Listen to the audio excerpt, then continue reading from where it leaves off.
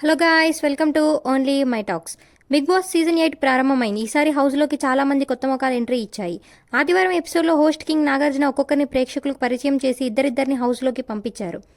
ఇక హౌస్లోకి వెళ్లిన దగ్గర నుంచి హౌస్ మేట్స్ మధ్య రచ్చ మొదలైంది. నిన్నటి ఎపిసోడ్లో హౌస్ మేట్స్ మధ్య గట్టిగానే రచ్చ జరిగింది.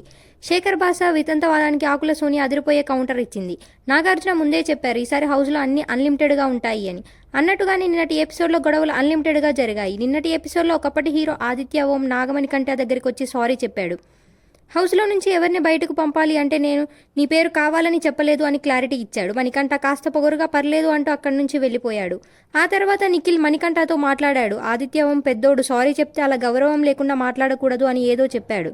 ఏం చెప్పాలో ఎలా ఆడాలో నాకు తెలుసు, ఎవరి సలహాలు అక్కర్లేదు అని పంచ్ వేశాడు. ఆ తర్వాత శేఖర్ భాషతో కలిసి కొంతమంది ఆరెంజ్తో క్యాచ్లు ఆడుతూ సందడి చేశారు. ఎవరు ఆరెంజెస్తో ఆడుతున్నారో వాళ్ళెవరు తర్వాత దాన్ని ముట్టుకోవటానికి లేదంటూ చెప్పింది సోనియా. తినే ఫుడ్తో ఆటలు ఆడటం ఏంటి అని ఫైర్ అయింది సోనియా. దాంతో మిగిలిన వారు సైలెంట్ అయిన శేఖర్ భాష మాత్రం రైజ్ అయ్యాడు. బిగ్ బాస్ రూల్స్లో ఫుడ్తో ఆడకూడదని ఎక్కడైనా రాశాడా? ఆరెంజెస్తో ఆడుకోకూడదనే రూల్ ఎక్కడైనా లేదు అంటూ వాదన మొదలుపెట్టాడు.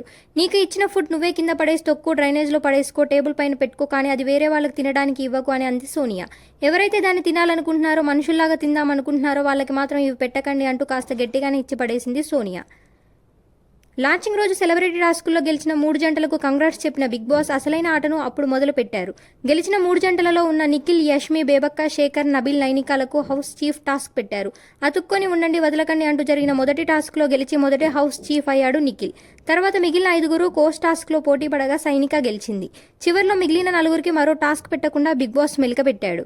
మిగిలిన 4 నుంచి ఒకరిని మాత్రమే మూడో చీఫ్గా ఎన్నుకోవాలని చెబుతూ ఆ బాధ్యతను నిఖిల్, నైనికాకు అప్పగించారు బిగ్ బాస్.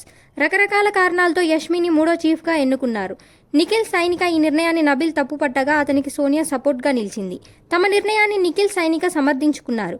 కానీ యష్మి నిఖిల్ ఫ్రెండ్స్ అని అందుకే ఆమెను సెలెక్ట్ చేశారని సోనియా గట్టిగానే వాదించింది. ఈ హిట్తో ముదిరిన గొడవ మధ్య ఎపిసోడ్ ముగిసింది. ఇలాంటి అప్డేట్స్ కోసం ప్లీజ్ సబ్స్క్రైబ్ OMT.